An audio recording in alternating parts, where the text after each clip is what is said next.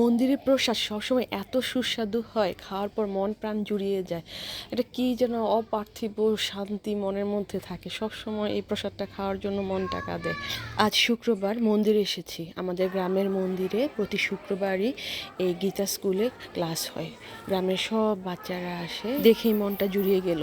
শ্রী আর সপ্তশ্রীকে নিয়ে আসলাম। আজকে খিচুড়ি প্রসাদ, মশলার ঘনঘটা নাই, তেলের ছড়াছড়ি নাই, তারপরও দেখতে যেমন সুন্দর হয়েছে, লোভনীয় হয়েছে, খেতেও কিন্তু খুবই সুস্বাদু হয়েছে।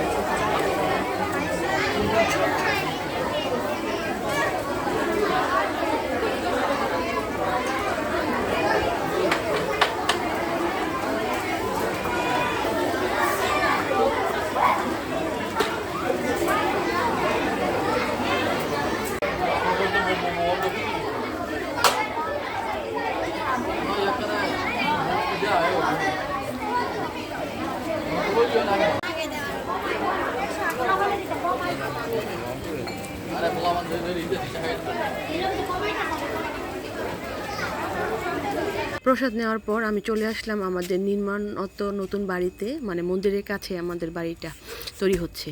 এই জায়গায় এসে আমি অনেক দিন পর এই আঞ্জিলা দেখলাম।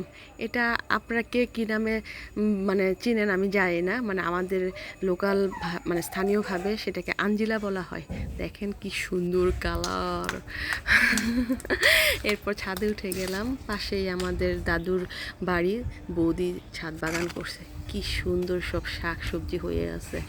আর লেবুগুলা, কাগজি লেবুগুলা টস টস করতেছে। আর এই বর্ষাকালে বৃষ্টির পানি পেয়ে লেবুগুলো আরও বেশি টস টস করতেছে। এক গাছে যে পরিমাণ লেবু আসছে তাতে আর কিনা লাগবে না বৌদির। আর এই পাশে কি সুন্দর তুলসী গাছ, পেঁপে গাছ, অনেক ধরনের শাক সবজি দেখে খুবই ভালো লাগলো।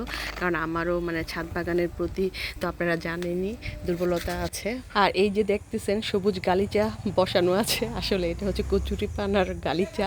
একটা পুকুর, ছোটবেলা আমরা ভাই বোনরা, কাকাতো চাচাতো ভাইরা এই জায়গায় সাঁতার শিখছি, গাছ থেকে পুকুরে লাফায় পড়ছি, কত শত স্মৃতি।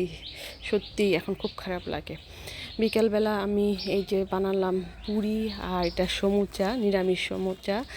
আর রাতে আমার জন্য এই যে মিষ্টি আনা হয়েছে, এটা আমার খুবই ফেভারিট মিষ্টি, এটাকে বলে আমিত্তি। আমি বাড়িতে আসলে এটা অবশ্যই অবশ্যই আনাই।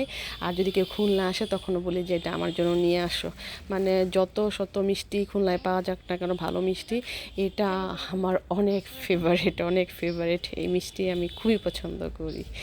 এরপর এই যে দেখেন বিকালবেলা আমরা যাই ঘুরতে, মানে আমাদের গ্রামের রাস্তায়। আমার ছেলেটা এই জায়গায় আইসা আমার বাপের দুলিয়ে করে ফেলাইতেছে। দোকান থেকে কিছুক্ষণ পর পর এক একটা জিনিস নিয়ে আসে আর খায়।